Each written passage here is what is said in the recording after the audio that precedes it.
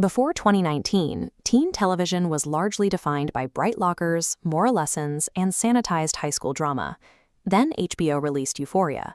It abandoned the squeaky clean hallways of its predecessors and replaced them with a raw, drug-fueled narrative set in a world of dark, neon-lit shadows. This chart tracks HBO's historical viewership, and it shows the scale of the show's sudden growth. Euphoria eventually spiked to an average of 16.3 million viewers per episode, making it the network's most-watched series since 2004, trailing only Game of Thrones. At the center of this success was Zendaya. Her performance as Rue Bennett earned her 2 Emmy Awards for Outstanding Lead Actress, and by the third season, her salary reached $1 million per episode. The show's reach extended far beyond the screen. Vogue noted the series had a palpable impact on global fashion trends, as the specific glitter makeup and stylized wardrobes moved from the set of East Highland directly into social media feeds and retail shelves. Then we reach May 2026. After 4 years of delays and highly publicized production issues, the third and final season finally arrived. This metric visualization tracks the show's critical reception, and it highlights a collapse. After 2 acclaimed seasons, the final season dropped to 40% on Rotten Tomatoes, with critics citing a disjointed cavalcade of forced narratives. The network reacted immediately. On the same day the final episode was released, HBO confirmed the series had concluded, effectively ending their most viral property.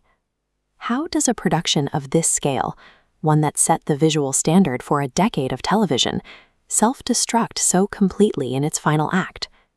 Euphoria was the singular vision of creator Sam Levinson. He served as showrunner, wrote every episode, and directed almost the entire series himself. Levinson operated under a philosophy he called emotional realism. He bypassed everyday realism, using aesthetics to make the audience feel the volatile internal highs and lows of the characters. This required specific, costly technical choices. For the second season, production moved away from digital cameras and used 35mm Kodak Ektachrome film to artificially trigger a sense of nostalgia for the high school experience. The show's cinematography matched this manic intensity. The camera was almost constantly moving in sweeping, unbroken tracking shots, acting as the glue that connected the isolated storylines of the ensemble cast. Finally, there was the sweeping, evocative music. Producer Labrinth composed a score of gospel and electronic music designed to elevate the high school setting into something that felt both magical and psychotic. This hyper-manicured approach created the dreamlike atmosphere that audiences craved. However, the technical precision required to achieve that look created a production model that relied on a nearly impossible standard of work. The pressure began externally. The show's graphic depictions of drug use and explicit content among teenagers drew immediate fire from the Parents' Television Council and DARE.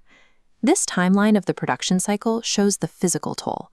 Completing the second season required a grueling 176 days of continuous shooting. With one person controlling every detail of the scripts and the set, the process bottlenecked.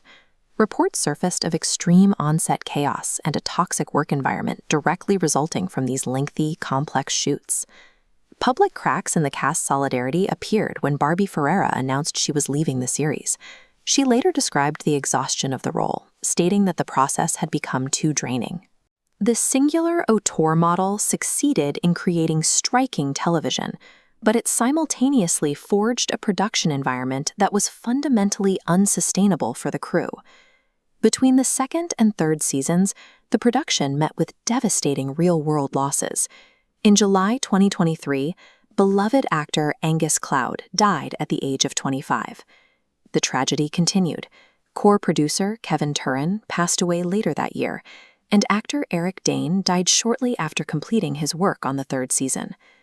Looking at this footage from the 2023 Writers Guild of America strikes, we see the industry-wide halt that compounded the show's problems.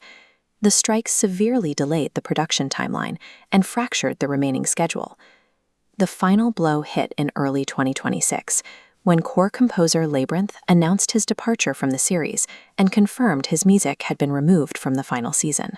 By the time cameras finally started rolling again, the off-screen reality had become a tragedy that the on-screen fiction could no longer mask. When Season 3 finally arrived, the story was broken. With multiple core cast members missing, the episodes relied on forced narratives that left the remaining characters stranded. The schedule collapsed. To accommodate Zendaya's film schedule, production was forced to frantically cram 8 months of shooting into just 4. Despite its collapse, the series left a permanent mark. It changed the visual language of television and launched a new era of global stars, like Sydney Sweeney. While emotional realism can produce striking visuals, the series serves as a warning.